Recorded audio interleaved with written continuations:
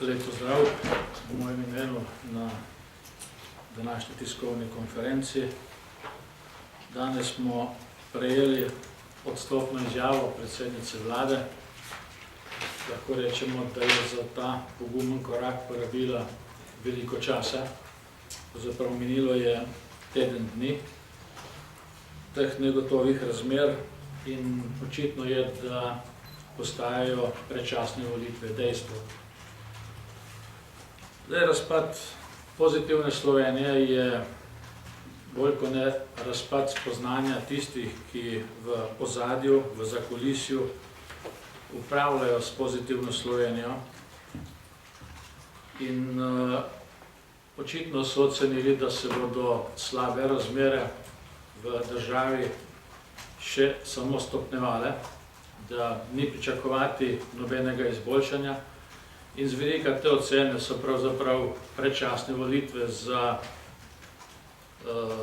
to koalicijo boljše sedaj kot naslednje leto. To je več ali manj neizpodbitno. In to, kar se je zgodilo z današnjim odstopom predsednice vlade, je pravzaprav posledica spoznanja, da je ta vlada neučinkovita, neoperativna, nekompetentna in da je pravzaprav vse probleme Slovenije reševala bodisi z višjimi ali novimi davki in pa z enormnim zadolževanjem. Razmere so v tem času zelo podobne, kot so bile razmere leta 2011. Sedanja in tedanja koalicija sta razpadli zaradi dogajanj in nasprotij ali pa umetno povzročenih nasprotij znotraj sebe in obe vladi nista, tako tista prejšnja Pahorjeva kot sedanja vlada Alenke Bratušek, nista sprejeli nič konkretnega, nič učinkovitega, nič reformnega. Kot sem dejal, je padec vlade in razpad Pozitivne Slovenije povzročen predvsem zaradi dogajanj oziroma spoznanja zakulisja slovenske politike in ta razpad je pravzaprav povzročil, da je vsa Slovenija talec teh omrežij. In to zagotovo za državo ni dobro, je pa dobro to, da je to zakulisno dogajanje postalo v tem zadnjem obdobju, v zadnjih 10-14 dnevih pravzaprav zelo izstopajoče in zelo dobro vidno. Zadnje dni se tudi vrstijo številna vprašanja političnim strankam in tudi poslanskim skupinam o tem, kdaj bi bile volitve ali bi omogočili čim prejšnje volitve. In ta ista omrežja, ki so povzročila razpad te in prejšnje leve vlade, pravzaprav pripravljajo razne scenarije in pri vseh se pa pritiska na odločanje v političnem prostoru. Dejstvo je, da naša ustava položaja, v katerem se je znašla ta trenutek Slovenija, ne ureja dovolj dobro. V tem delu je ustava nedodelana in pušča zelo veliko prostora raznim manipulacijam, interpretacijam, pritiskom, nedoločnosti, tako glede postopkov in rokov in posledično tudi vseh tistih drugih aktivnosti, ki iz tega sledijo. Zato smo danes ponovno vložili predlog za spremembo 81. člena ustave, s katerim bi omogočili, da se na podlagi javnega izrekanja poslancev z večino vseh poslancev Državni zbor samo razpusti. Ta postopek je zelo jasen, je tudi zelo enostaven in jaz mislim, da bi se v tem trenutku izognili vsem špekulacijam o tem, kdaj bi in kako bi prišli do predčasnih volitev. Vse to, kar se sedaj pojavlja v našem političnem prostoru in kot rečeno inscenirajo te termine, pravzaprav omrežja, ki so povzročila razpad Pozitivne Slovenije, še prej tudi Pahorjeve vlade in sedanje vlade. Tem bi se pravzaprav izognili, kajti če mi predvidimo, da se državni zbor lahko samo razpusti, je potem povsem jasno, kdaj oziroma začnejo teči tudi vse ostali postopki.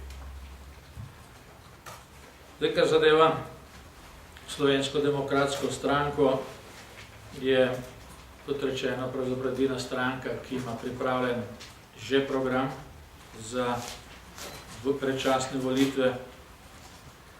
Smo pa tudi edina stranka, ki je pripravljena in sposobna tudi sistemsko pristopati, ne samo k sistemskim ukrepom, ampak tudi k spremembi ustave. Zdaj, vse ostale stranke gradijo predvsem bolj na tem, kako onemogočiti Janeza Janšo in Slovensko demokratsko stranko, da ne bi prepričljivo zmagala na volitvah.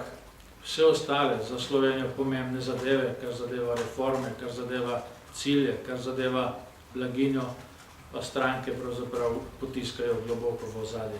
Vse se je leta 2011 in tudi sedaj se vrti samo okrog tega, kako onemogočiti Janeza Janšo in Slovensko demokratsko stranko. Nimamo samo sistemskih rešitev za to, kar Slovenija potrebuje v tem gospodarskem smislu, razvojnem smislu, imamo tudi ustavne rešitve, ki so pravzaprav sestavni del ali pa predpogoj za izvedbo tega projekta. Ne samo to, kar smo vložili danes, s čimer bi zelo poenostavili postopke predčasnih volitev, tudi tisto, kar smo vložili v tem mandatu ali pa ponovno vložili v tem mandatu, je predlog teh ukrepov. Gre za večinski volilni sistem, ki je bil na referendumu potrjen leta 1996 in se do danes pač zaradi predvsem interesov politike oziroma ozadij, ki upravljajo s politiko, ni implementiral. Prav tako smo že v tem mandatu ponovno vložili v ustavni postopek tudi spremembe oblikovanja vlade. Slovenija ima tudi v tem področju zelo slab sistem, ki je povezan z dolgimi roki in nepotrebnimi procedurami in dejanji, in tudi na tem področju smo predlagali spremembe. Jaz mislim, da je to pač paket ukrepov, tako od predčasnih volitev, izbire volilnega sistema in pa tudi oblikovanja vlade, ki lahko pravzaprav veliko pripomore k uveljavitvi Slovenije in pa tudi k ukrepom, ki bi izboljšali položaj Slovenije. Mi smo v situaciji, ko pravzaprav z državo upravljajo omrežja preko tistih, ki so politična margina, ki dobijo nekaj odstotkov glasov in ti so potem na koncu vedno jeziček na tehtnici in upravljajo pa delujejo v interesu enega izmed teh omrežij. Mislim, da je potrebno, da se volilni sistem spremeni, da po dvokrožnem večinskem volilnem sistemu dobimo v državni zbor, v parlament predstavnike, ki imajo v svojem volilnem okraju absolutno večino, to se pravi v prvem ali drugem krogu dobijo 50+, se pravi, da dobijo večino preferenc v tistem volilnem okraju, zato ima tudi mandat, da jih zastopajo, in da se s tem prepreči pravzaprav, da dobijo pravico upravljanja z državo ali podločilnega upravljanja z državo celo stranke, ki se sestavijo nekaj dni pred volitvami ali pa je dovolj kakšno nedeljsko kosilo, da se odločijo za ustanovitev stranke in potem preko določenega medijskega marketinga pač zasedajo del političnega prostora in na tak ali drugačen način postane država njihov talec. Torej, poleg ostalih reformnih projektov, ki jih ne Pahorjeva vlada, ne vlada Alenke Bratušek nista naredili, in to je več kot očitno, je predhodno potrebna tudi ustavna reforma na tem delu. In kot vidimo iz dogajanj leta 2011 pa do sedaj do 2014 nam odlašanje ne prinese popolnoma ničesar. Samo situacije se ponavljajo, razmere so pa z vsakim dnem pravzaprav bistveno slabše. Zaradi teh neizvedenih ukrepov na področju ustavne ureditve in tudi drugih ukrepov Slovenija krepko zaostaja za vsemi primerljivimi državami, zaostaja za konkurentkami in v naši poslanski skupini in tudi v naši stranki nas to zaostajanje zelo skrbi. In kot rečeno, dokler teh sprememb ne bomo storili, do takrat v razmerah, kakršni smo, v načinu, kako se upravlja tudi z pomembnim delom političnega prostora, ni pravzaprav nobenih pogojev ali pa predpogojev, da bi Slovenija stopila na pot uspeha oziroma pot blaginje. Prehitevajo nas vsi, po levi in po desni, severu in jugu, in mislim, da je naša dolžnost, da storimo odločilne korake, da s temi situacijami, negotovostjo, nestabilnostjo tudi prekinemo. Hvala, če je vprašanje, Aleš. Zanima me, kakšno večino predlagate, da bi se parlament samo razpustil? Kar zadeva začetek postopka, tega je možno sprožiti z podpisi 20 poslancev. Samo razpustitev parlamenta pa je možna z večino vseh poslancev, to se pravi 46 ali več, s tem, da bi se vsak poslanec javno izrekel za ali proti na posamičnem glasovanju v državnem zboru.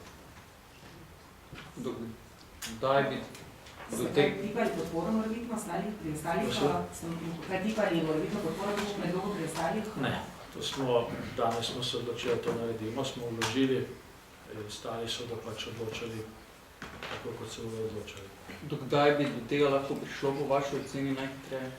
Jaz upam, da bo možen dogovor s parlamentarnih strank in pa tudi poslanskih skupin, da bi pred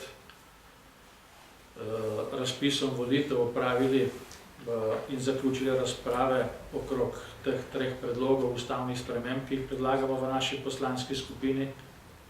Mislim, da so to temeljne rešitve za ta trenutek in tudi za naprej. In tako glede spremembe 80., 81. člena ustave in tudi členov, ki urejajo oblikovanje vlade, je možno, da se ti postopki zelo hitro zaključijo. V 14 dnevih, če je ambicija, če je volja strank v državnem zboru, so lahko ti postopki končani. In potem začne teči samo 40-dnevni rok. Potem pa začnejo teči tisto postopki, ki so že tako ali tako predvideni od tega, ko se Spusti parlament. kako? Ko se razpusti parlament. Ko se razpusti, ko se začnejo volilni programi. Zakaj je dvotretjinska večina?